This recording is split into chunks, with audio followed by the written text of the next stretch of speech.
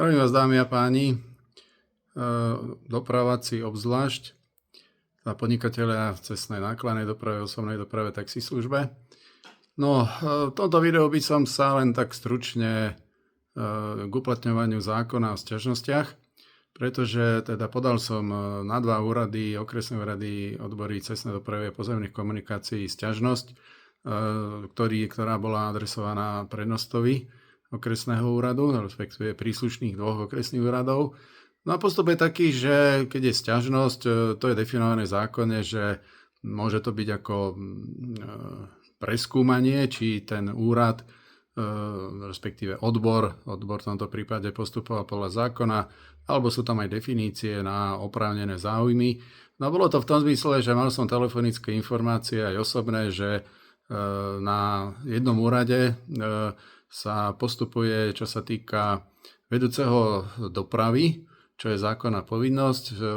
Môže tam byť ako pracovná zmluva na kratší pracovný pomer a väčšinou tie okresné úrady tak priemerne 10 hodín vyžadovali týždenný pracovný čas. Čo je teda zhruba hrubá mzda okolo 200 eur, a to je už vec dohody, či hrubá mzda alebo čistá mzda, 200 eur mesačne. No, avšak akože keď niekto vyžaduje, mal som teda informáciu, že až 20 hodín týždenne, čo by bol teda dvojnásobok, alebo až 40 hodín týždenne pracovný úväzok, tak ako rozhodol som sa, že teda sa bude konať. No aby to teda ten prednosta, ktorý je teda nadriadený tomu vedúcemu odboru cestnej dopravy, aby to overil, preveril. No a bežná prax je taká, čo mám teda zo skúseností, že rieši to teda iný odbor, napríklad organizačný odbor.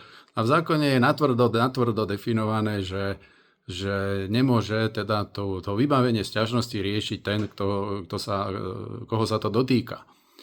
No, takže ako stalo sa tak, že nakoniec som dostal odpoveď obyčajným listom, ani nie doporučenie, obyčajným listom, že v tom zmysle, že pán vedúci, ktorý mi predtým aj telefonoval, že teda by som mu oznámil teda ten subjekt, koho sa to týka.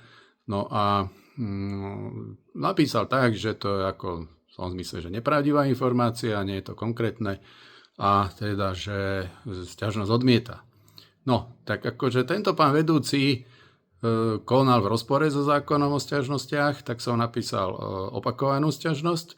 No a už som si ako pri všetkej úcte k všetkým štátnym úradníkom aj k tomuto pánovi vedúcemu napísal som, že teda nemôže sám seba kontrolovať a teda, že však nie sme v Kocúrkove. Dal som tam 3 výkričníky. No a ešte teda v tom zmysle, že taká ako vetička tam bola, že nech si pán prednosta urobí poriadok. Pretože z praxe viem, že jednoducho sťažnosti sa musia zvlášť evidovať a keď to bolo na meno prednostu okresného úradu, tak on by to mal zvlášť zaevidovať do toho registratívneho poriadku, sťažnosti dať na vybavenie príslušný odbor, skontrolovať a spisoch, nie že či pán vedúci niečo povie, nepovie, či to je pravda, nie je pravda, tak na to je sťažnosť, aby sa to preskúmalo v spise. Nie, že či ja klamem, neklamem, alebo je to nepravda. No tak jednoducho tie povolenia na výkon povolania, respektíve licencie spoločenstva, je to v spisoch. Je to v spisoch v písomnej forme. No tak som im tam napísal, že kontrola je jednoduchá, nech si to teda láskavo preskúmajú.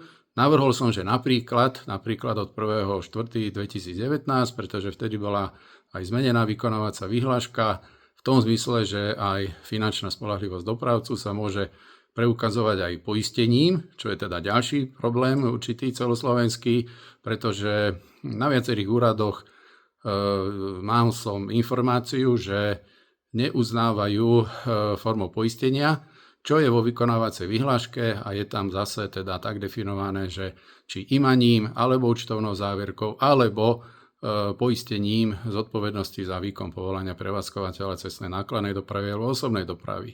No a keď je tam alebo, tak aj mňa učili na základnej škole, že alebo znamená jedno, alebo druhé, alebo tretie. No, takže ak oni nechcú čítať po slovensky, tak buď by sa mali vrátiť do základnej školy a zopakovať si gramatiku, no alebo teda, že bude sa konať ďalej a treba s tým spraviť poriadok, pretože viem, že to robí problémy. Robí to problémy a jednoducho, ak to takto si kombinujú, vysvetľujú po svojom a komplikujú dopravcom život, no tak ako, že buď to budú robiť tak, ako treba, alebo nech odtiaľ odídu. Aj napríklad kravy dojiť, lebo by boli možno užitočnejší, ako takto zbytočne robiť nadprácu.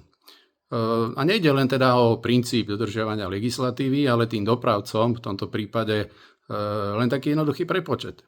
Že keď 100 dopravcovi sú vyššie náklady, tak samozrejme, že taký, čo má 20-30 vozidel, tak 100 možno prepije alebo prehná na nejakých obedoch, večeriach. No ale jednoducho finančne je to, keď je to 100 mesečne, no tak ako je to 1200 za rok. No a povolenie a licencia sa vydáva na 10 rokov. Tak je to zhruba 10 000 eur. Takže ako to si musia tí štátni úradníci uvedomiť, ktorí sú platení z daní dopravcov, ktorí majú náklady na pohonné hmoty, daň z motorových vozidiel a ďalšie poplatky, výdavky. No tak akože ja nechcem nič iné, len to, čo je dané v predpisoch, aby robili podľa toho. A zbytočne nezaťažovali dopravcov aj o 5 alebo 10 000 eur. Takže ako toľko. Už som rozhorčený občan.